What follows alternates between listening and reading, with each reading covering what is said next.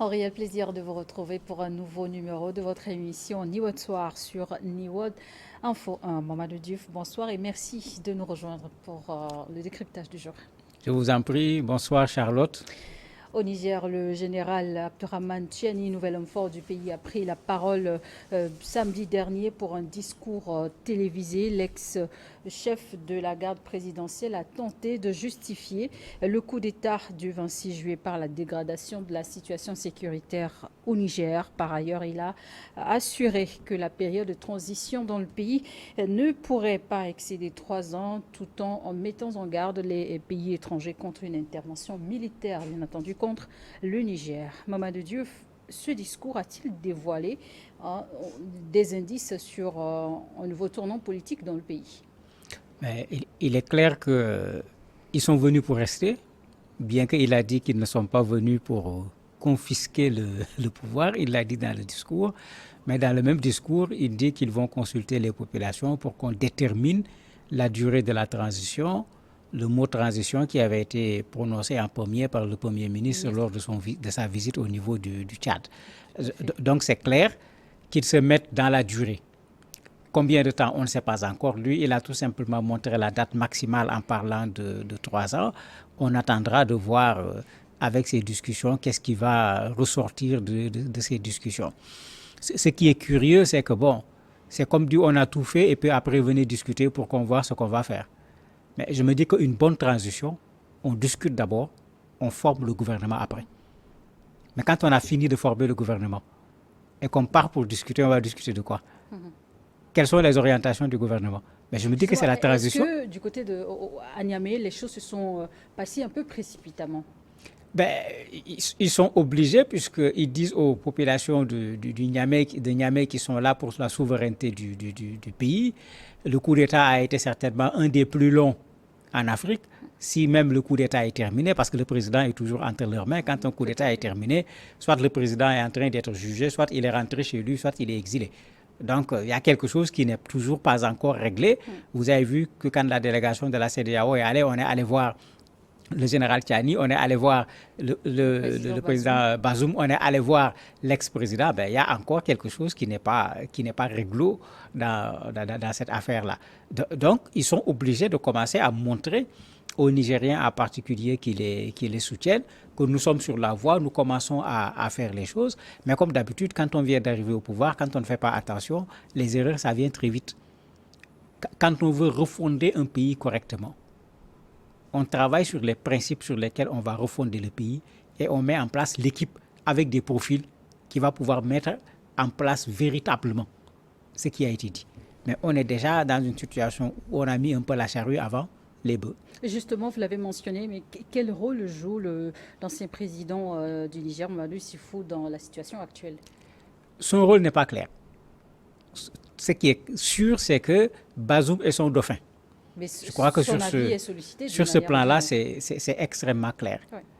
Tiani, c'est l'ancien président qui l'a mis là où il se trouve. Il y a ce lien-là qui est quand même assez particulier. On l'a entendu dans une interview parler, il n'a pas voulu répondre clairement sur un certain nombre de questions. On le voit condamner le coup d'État, ce qui est logique parce qu'il s'est présenté tout le temps comme un président démocrate. On le voit dire que l'utilisation de la force doit être l'ultime recours. Mais c'est quoi sa posture véritablement? On se pose des questions.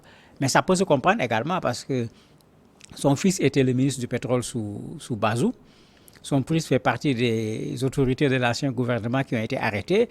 Peut-être ça participe à une certaine prudence dans ses propos, mais tout le monde se dit qu'il a au moins une part à jouer dans cette affaire s'il n'a pas une part de responsabilité dans cette affaire. En tout cas, quand les gens passent, on ne manque pas d'aller le rencontrer parce qu'il peut être une des personnes par lesquelles il va falloir passer pour dénouer la situation au niveau du Niger. Le général Abdurrahman Tiani a prononcé donc un discours à la télévision nationale au nom du Conseil national pour la sauvegarde de la patrie, près d'un mois après avoir renversé le président Mohamed Bazoum. Suivons justement un extrait de ce discours et on se retrouve juste derrière. Nigériennes, Nigériens, mes chers compatriotes, de la Guinée et du Mali, les forces de défense et de sécurité du Niger ne se déroberont pas. Que nous allons trouver, j'en suis convaincu, les solutions adoptées à tous les défis qui se posent. Je affirme ici que notre ambition n'est pas de confisquer le pouvoir. Je réaffirme aussi notre disponibilité à tout dialogue pour autant qu'il tienne compte des orientations voulues par le peuple nigérien, fier et résilient. De retour en plateau, vous avez suivi l'intégralité, en tout cas de ce discours. En tant que spécialiste de la communication, d'abord, qu'avez-vous pu observer comme élément important sur la forme et le ton du discours? En fait, quand on regarde ce que nous, les communicateurs, nous appelons les éléments de langage, je revois les discours qu'on avait vus au Mali et qu'on avait vus au Burkina. Où dans un premier temps, on s'adresse aux populations, on réaffirme la souveraineté. Il a parlé, lui, également de puissance étrangère qu'il n'a pas citée. Donc, attendons qu'il cite la puissance étrangère pour qu'on sache de quelle puissance étrangère il s'agit, puisqu'à Niamey, il y en a beaucoup quand même sur le terrain.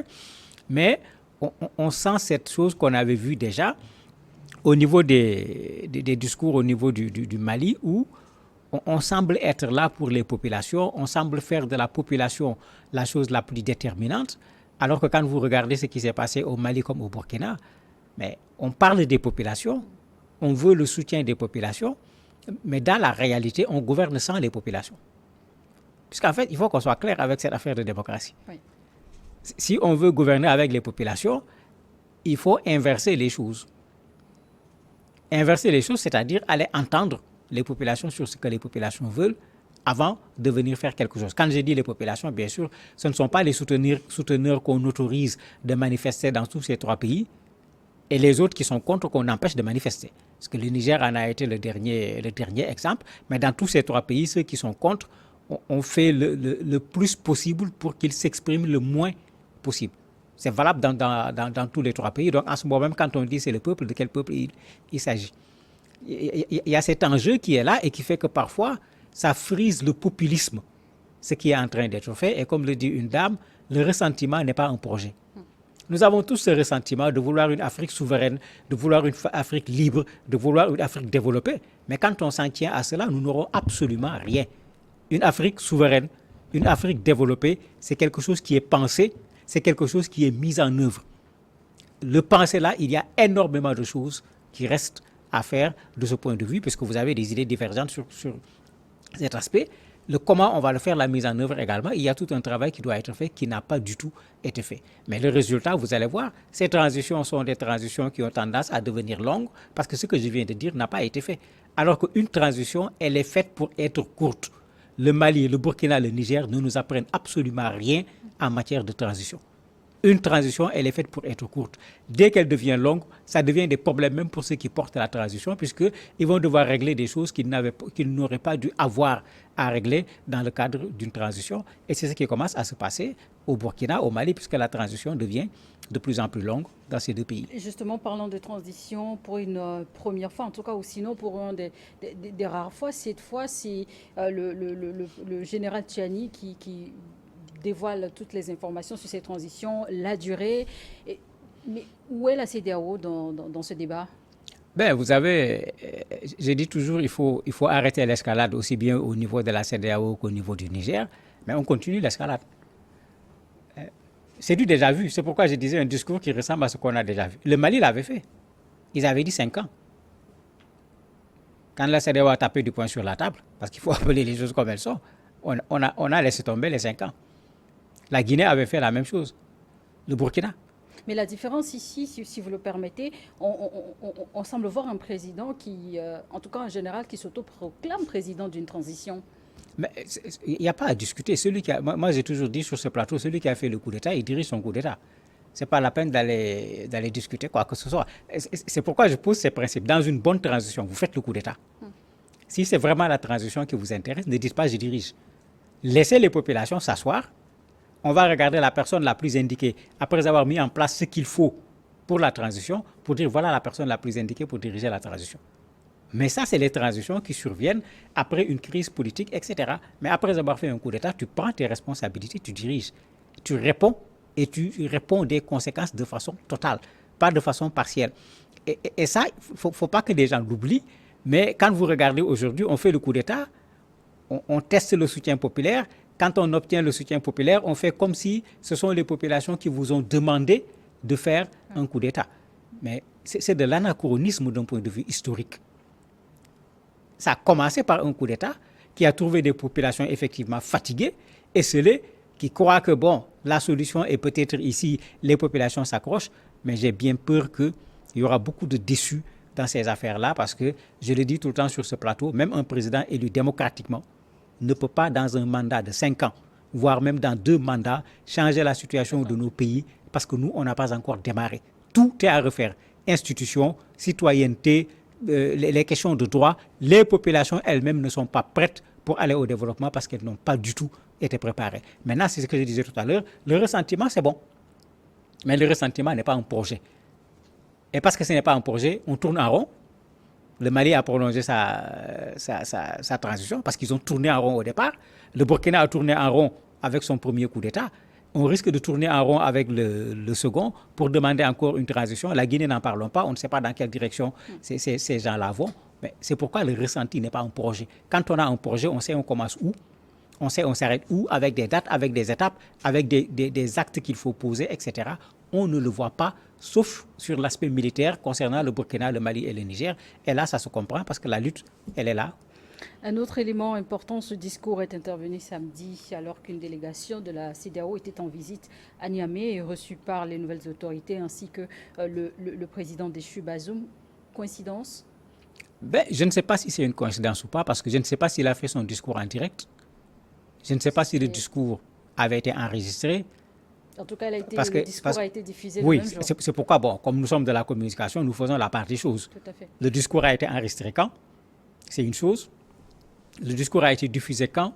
C'est une autre chose. Est-ce qu'il a enregistré son discours d'abord? On l'a diffusé plus tard.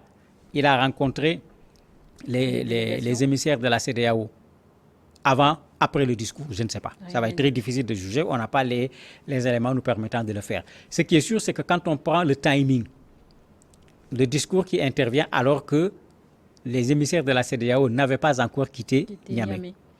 Et dans ce discours, je n'ai pas entendu citer la CEDEAO en termes de négociation. Même quand ils ont dit nous sommes ouverts à la négociation, on ne s'est pas adressé à la CEDEAO de façon spécifique. C'est très clair. La deuxième chose, la durée de la transition, on va négocier ça avec qui? C'est avec la CEDEAO. Si vous considérez que ça sera 3 ans au plus et il y aura des assises pour en discuter, si vous allez à la CEDEAO, vous discuterez de quoi? Parce qu'à la CEDEAO, vous discuterez obligatoirement de transition. D'ailleurs, comment il s'appelle encore? Abdel Fattah Moussa, celui qu'on voit beaucoup actuellement au niveau de la CEDEAO, parce que c'est lui le commissaire à la sécurité, il a déjà répondu à ce discours en disant de façon très claire, plus de transition longue actuellement au niveau des pays de la CEDEAO. C'est ça que j'appelle la surenchère. Chacun tire d'un côté et après on crie les populations sont en difficulté. En fait, les populations sont entre le marteau et l'enclume, puisque le pouvoir dit c'est la CEDEAO qui sanctionne. Mais la CEDEAO dit c'est vous qui avez fait le coup d'État. Mais quel que soit le bord que tu prends, c'est les populations qui payent les conséquences. Et je crois qu'il est temps qu'on y pense parce que ça fait déjà plus de 2 semaines que les sanctions sont là. Et les effets des sanctions, malheureusement, les populations le ressentent actuellement de façon réelle. Le général Tiani, dans son discours, a aussi tenté de répondre à la question du pourquoi du coup d'État au Niger. Et là encore, réponse similaire qu'au Burkina et au Mali, la dégradation de la situation sécuritaire dans le pays.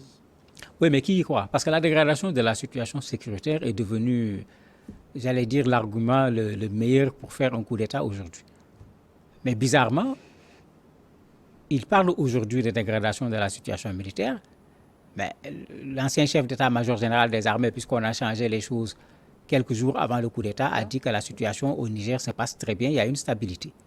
La partie Boko Haram, il n'y avait pratiquement plus d'attaques. La partie des 3 frontières également, on n'avait plus vu de grandes attaques. Maintenant, s'ils l'ont fait pour la situation sécuritaire, c'est curieux, puisqu'après le coup d'État, Mais rapidement, on a commencé à compter 1, 2, 3, 8 attaques. Ce qui veut dire que le coup d'État n'a pas résolu ce problème. En tout cas, personnellement, cet argument ne me convainc pas parce que Bazoum, comme Issoufou, avait fait un travail en termes d'armement des soldats du Niger pour leur permettre de pouvoir assumer leurs fonctions en termes de sécurisation du territoire. Moi, cet argument ne me convainc pas. Dans le même discours, il a parlé de mauvaise gouvernance, il a parlé de corruption. Mais c'est là où on se pose d'énormes questions. Si le régime de Issoufou, pendant 2 mandats, c'était de la mauvaise gouvernance, c'était de la corruption, le général Tiani était où dans ce régime? Mais il était au sommet, puisque c'est lui qui gardait le président de la République. Qu'est-ce qu'il a fait durant tout ce temps? La deuxième chose, il y a eu effectivement corruption pendant le mandat de Issoufou. C'est des gradés militaires qui ont été pris pour de la corruption, et la pire des corruptions, parce que c'est dans l'achat du matériel militaire à mettre à la disposition des soldats du Niger qu'ils ont fait la corruption. Et c'est un rapport officiel en bonne et due forme qui le dit et qui dit que ce sont des militaires. D'ailleurs, la société civile nigérienne avait commencé à marcher pour qu'on dise c'est qui, pour qu'on les juge. Finalement, on a dit qu'ils ont remboursé je ne sais pas quoi. Mais il est bon également s'il veut faire de la transparence. Qu'on sorte le rapport, qu'on cite les noms des gradés militaires qui avaient trempé leurs mains dans cette corruption. S'il y en a un dans la transition, il faut le dégager et de façon extrêmement rapide parce qu'un corrupteur ne peut pas lutter contre la corruption. Donc, il y a toujours ce problème, mais maintenant, c'est comme ça. Après avoir fait un coup d'État, il faut trouver des justifications. Même vous avez vu, on a trouvé une autre justification pour poursuivre le président Bazoum pour haute trahison et je ne sais pas quoi. Mais ça ne marche pas. Jusqu'à présent, les sources les plus sûres par rapport à ce coup d'État montrent qu'il a été question d'un coup d'État sur un coup de tête. C'est ça la vérité. Après, maintenant, il fallait mettre quelque chose dedans. Bon, il y a le ressenti anti-français qui marche très fort, mais vous le mettez dedans, toute la population sort, mais ne vous en faites pas. Nous sommes habitués, nous, en tant que journalistes, qui analysons la situation à ces choses, nous ne sommes jamais pressés, parce que, quel que soit Alpha, les vrais éléments sortiront par la suite. Et parlons de la France. La France dit ne pas reconnaître les autorités du CNPS. Quelles pourront être les retombées diplomatiques? Il n'y aura absolument rien. Ce qui va se passer, il y aura un dialogue de sourds entre la France et le Niger. La France est dans une posture qui lui permet de réfléchir et de voir quoi faire. Parce que quand la France ne reconnaît pas les autorités actuelles, ce que la France avait dit d'ailleurs très, très tôt, ce que la CEDEAO également a dit, quand M. Tiani dit à la France « nous ne voulons plus de vos soldats sur place », mais ce qu'il dit n'a aucune valeur parce qu'on considère que c'est Bazoum qui est le président de la République. Donc c'est avec le président de façon officielle élu qu'on avait signé. S'il faut remettre en cause le contrat, la France ne peut pas le refuser parce que dans tous les contrats du monde, il y a des clauses pour montrer comment on peut remettre en cause le contrat, comment on peut sortir du contrat. Eux, ils posent le problème de qui a cette capacité à remettre en cause le contrat. Mais ça veut dire que d'un point de vue diplomatique, entre Tiani et la France, entre son gouvernement et la France, il ne peut pas y avoir d'interaction puisque la France ne les reconnaît pas pour le moment comme étant ceux-là qui dirigent le Niger. Mamadou Diouf, selon vous, est-ce que ce discours a quand même évoqué des points essentiels tels que la situation économique actuelle au Niger? Oui, mais il a commencé par ça. Il a commencé par la victimisation, les sanctions qui sont méchantes. On veut nous mettre à genoux. Et quelle solution on propose? On va empêcher à nos institutions de fonctionner. On veut nous humilier. C'est des termes qu'il a utilisés, mais c'est normal parce qu'ils sont en train de vouloir préparer l'opinion nigérienne par rapport à un inconnu qui est là, qui est réel. Ouais. Parce que qu'est-ce qui se passera avec la CEDEAO pour le moment, malgré tout ce que les gens disent, on ne le sait pas. Et parler de pénurie des produits pharmaceutiques, des denrées de première nécessité, des hôpitaux même qui sont privés d'électricité, qui entraînent des morts, on voit bien mais qui est responsable? C'est ça le vrai problème. Est-ce que c'est la CEDEAO parce que la CEDEAO a sanctionné, ou bien c'est ceux qui ont fait le coup d'État parce qu'ils ont fait un coup d'État, c'est pourquoi la CEDEAO a sanctionné? C'est pourquoi je disais tout à l'heure, chacun veut utiliser la population nigérienne, alors qu'en fait, cette population se trouve entre le marteau et l'enclume. C'est pourquoi il faut arrêter l'escalade quand on veut penser à la population nigérienne. Quand on veut soulager les Nigériens, il faut arrêter cette escalade pour ne surtout pas arriver à une intervention militaire au niveau du Niger. Et quelle mission spécifiquement s'attribue le CNSP pour ces 3 ans de transition? Mais ce n'est pas encore clair. Certainement, on attend certainement les assises, puisqu'il parle de refondation. Il a terminé son discours en parlant de refondation. Il a parlé de valeurs du Niger. Il a même cité, quand il parlait d'intervention militaire, des hommes forts du Niger. Et il a bien fait le choix de le citer dans beaucoup, pour ne pas dire dans toutes les ethnies du Niger. Il a même cité certains hommes qui ont un caractère, j'allais dire, plutôt international, qui dépassent le Niger, comme Ousmane Danfodio, comme Soni Alibert, comme Askia Mohamed, bon, qui touche également un peu au Mali, parce que c'est un peu la période des royaumes au niveau de cette partie ouest de l'Afrique. Mais on refonde sur quoi? Parce qu'il parle des valeurs nigériennes. C'est quoi au juste les valeurs nigériennes? Parce qu'en haut de son discours, quand il parlait de corruption et autres, il disait que ces gens-là, ce qu'ils ont fait, ça a terni la démocratie. C'est la démocratie qui est pour lui la valeur. C'est les valeurs intrinsèques du Niger qui sont pour lui la valeur. Sur ce plan-là, il y a quelque chose encore à revoir. Mais attendons que les assises se tiennent. Peut-être qu'après les assises, on va aller vers une nouvelle constitution du Niger qui sera fondée sur les valeurs du Niger et pas sur la démocratie. Et pour finir, de quelle légitimité jouera la transition annoncée par le CNSP? En fait, la légitimité est difficile à juger quand on ne permet pas à tout le monde de s'exprimer. C'est tout le problème. La légalité, il n'y a aucune légalité. C'est très clair. Allez lire la constitution du Niger, comme celle du Mali, comme celle du Burkina. Le coup d'État est un crime. D'ailleurs, même, je crois que ça doit faire partie du travail de la CEDEAO. Autant il faut refuser de façon catégorique, cristalliser le fait qu'il faut faire 2 mandats et pas plus, quel que soit le pays. Il faut cristalliser également cette criminalité du coup d'État et faire en sorte que le coup d'État soit imprescriptible. Parce que c'est trop facile. Celui qui fait le coup d'État, c'est lui-même qui crée son amnistie et qui amène une nouvelle constitution comme celle du Mali où on considère encore que le coup d'État est un crime. Il y a problème. Je crois qu'il faut qu'on nous présente des choses qui sont plutôt logiques. Soit le coup d'État devient une nouvelle forme de prise de pouvoir, mais on ne doit pas mettre dans la Constitution que le coup d'État est interdit en ce moment. Mais soit c'est interdit, ce n'est pas une forme de prise de pouvoir, celui qui prend le pouvoir est dans l'illégalité. Maintenant, la légitimité, il aurait fallu qu'on puisse voir qui parmi les Nigériens est pour, qui parmi les Nigériens est contre. Et ça, nous sommes dans l'impossibilité de l'avoir, parce qu'à chaque fois que ceux qui sont contre ont essayé de manifester, ils ont eu des lacrymogènes. Quand les autres veulent manifester, on leur ouvre la télévision, on regarde la télévision nigérienne, on couvre la manifestation comme il se doit. Ouais. Bon, ceux qui connaissent le Niger, c'est 26 millions de personnes. Hein.